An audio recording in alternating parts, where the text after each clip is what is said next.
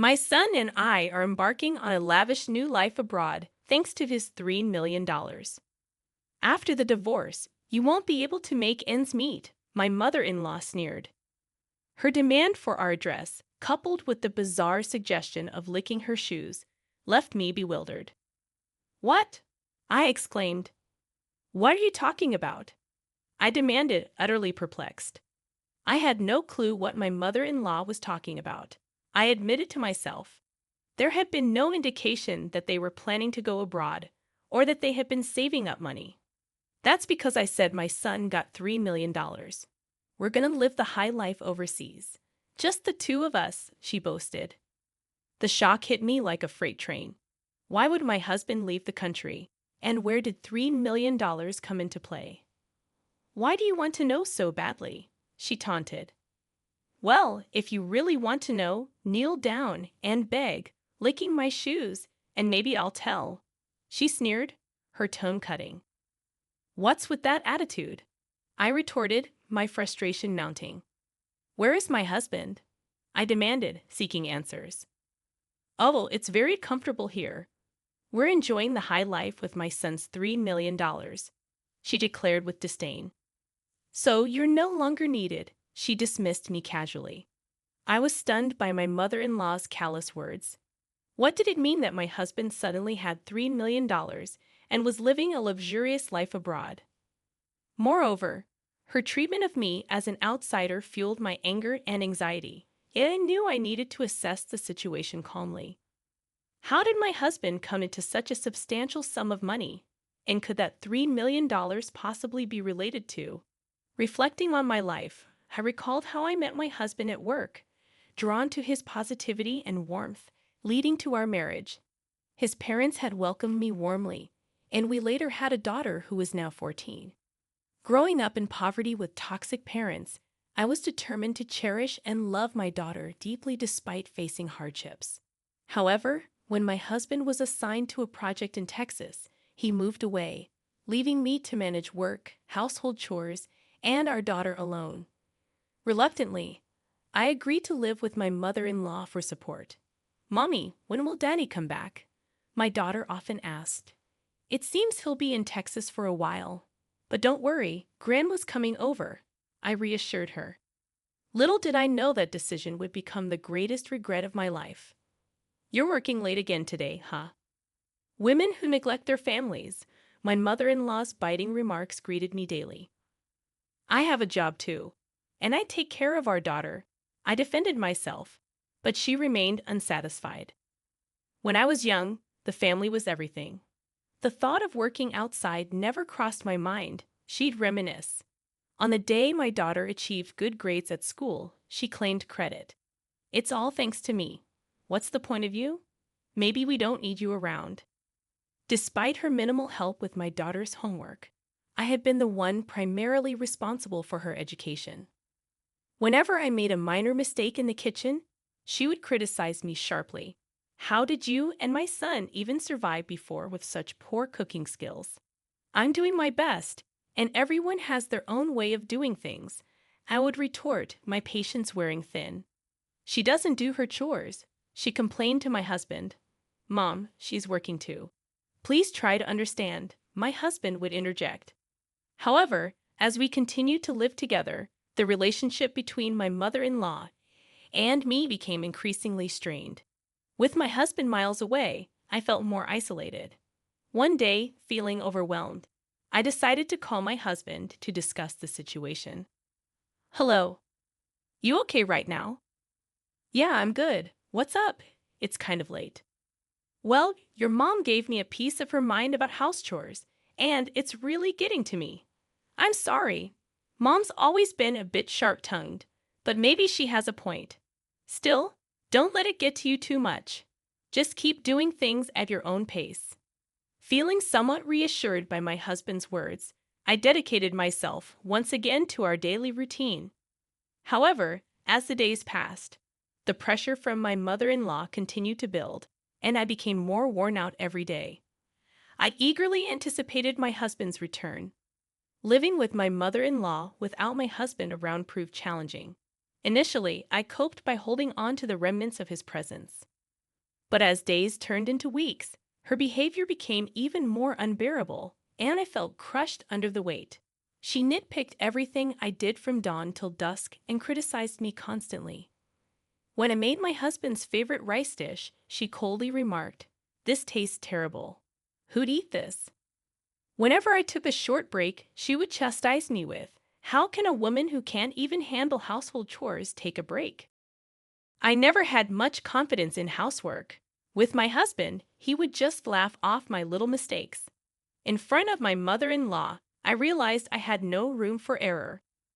I think the way she treats me stems from her excessive love for her son.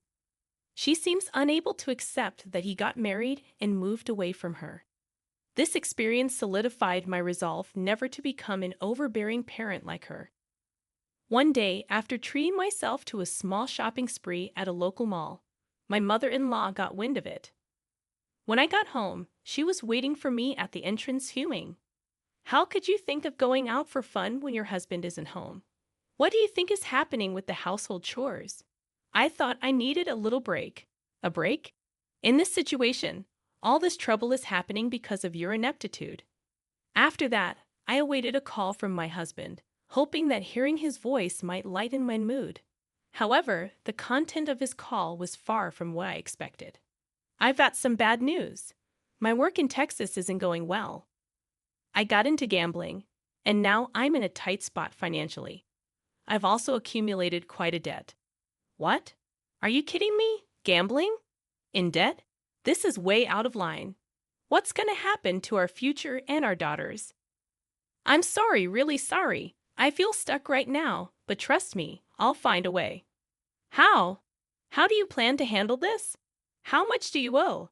"I'm working on a solution." I always thought of my husband as a sincere person who would never gamble. He was always punctual for our dates, and after we moved in together, he always came straight home from work.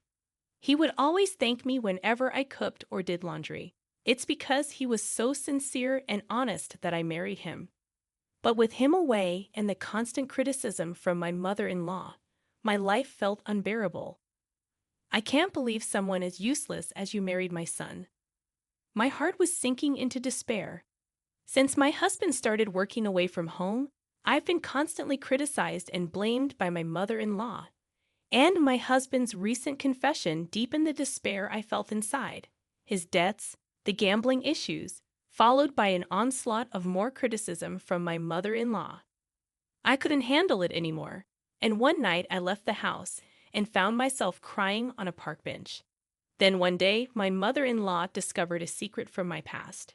At dinner, she used it as ammunition against me. "So, I heard you used to work in a nightclub, huh? Shame on you for raising my grandchild after working in such a place." "How did you find out about that?" "I was telling an acquaintance about how useless my son's wife is and showed them a picture of you. They recognized you. Apparently, you weren't even good at that nightclub job. In my past, frustrated with a mother who never worked and always partied, I left my family home. Struggling for money, I found work at a nightclub. It was a time from before I married my husband, a secret I believed even he didn't know. I was at a loss for words. I had never imagined my mother-in-law would discover this about my past, and she continued to use the secret to berate me further. "I can't believe someone like you is the mother of my grandchild. I'll tell my son and have you kicked out." The depth of my despair grew even deeper. My married life with my husband, all the efforts I've made, and the future I had envisioned felt as if everything was taken away with her words. The communication from my husband dwindled.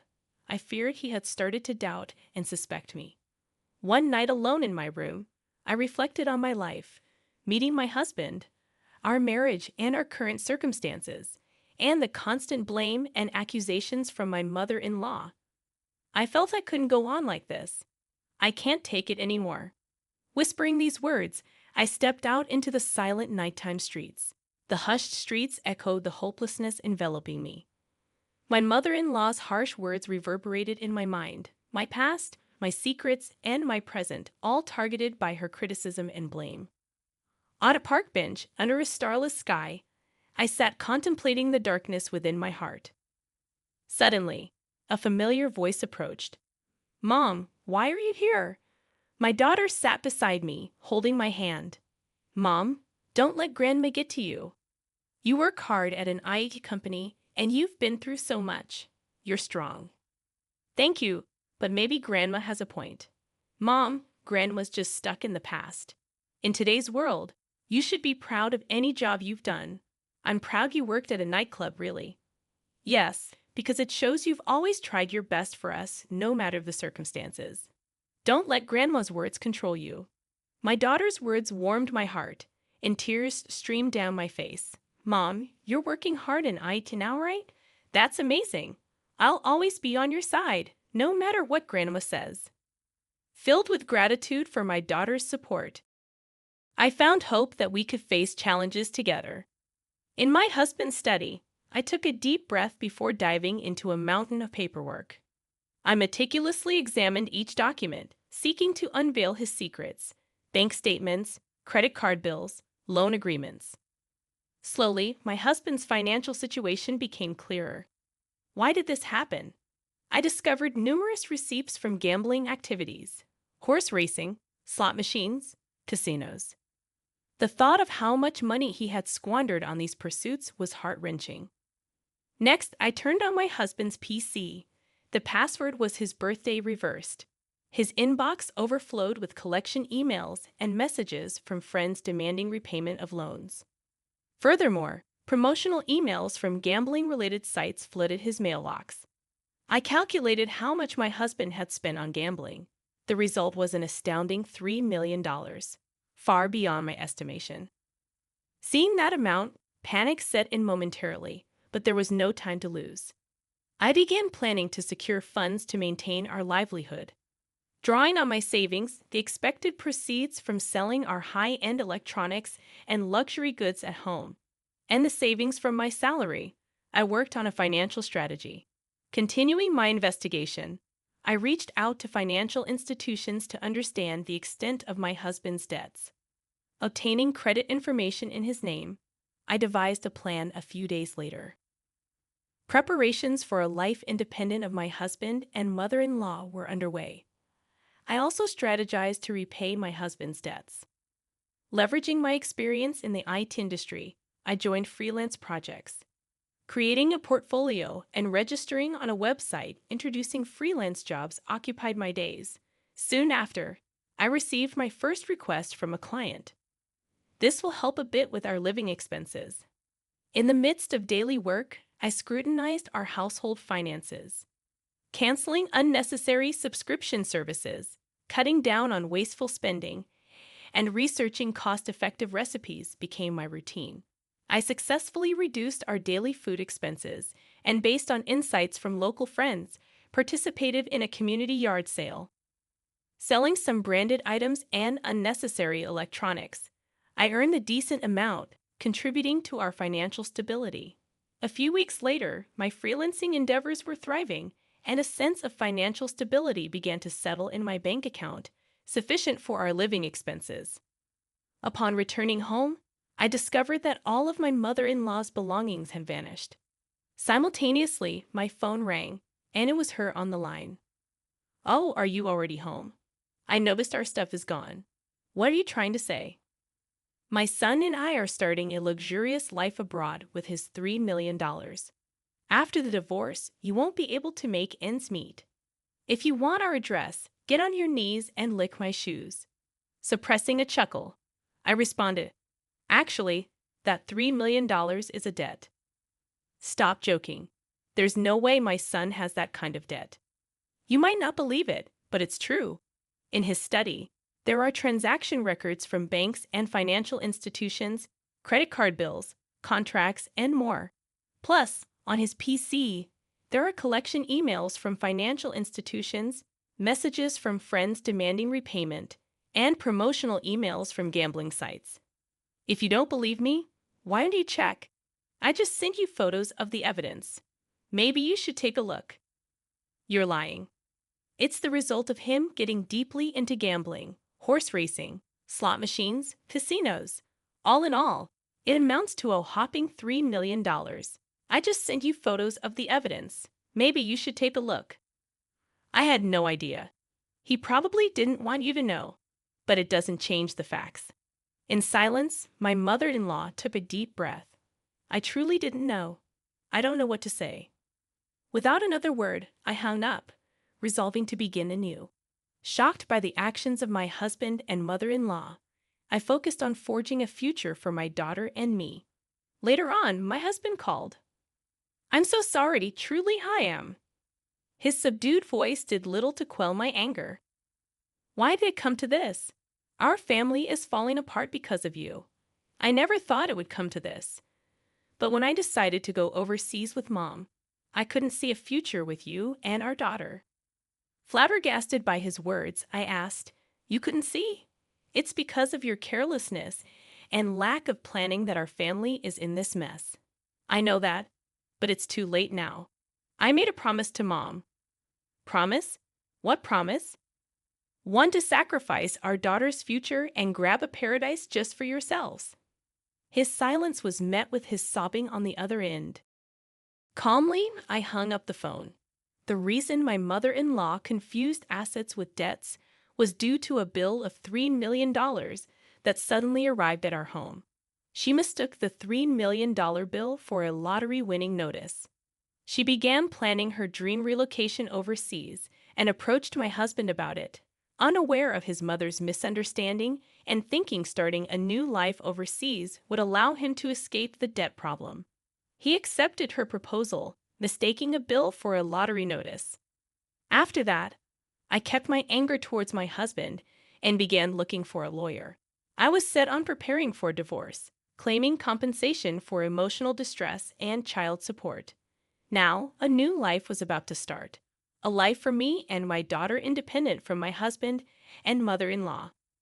I consulted with a lawyer about the divorce, emotional distress compensation, and child support claims.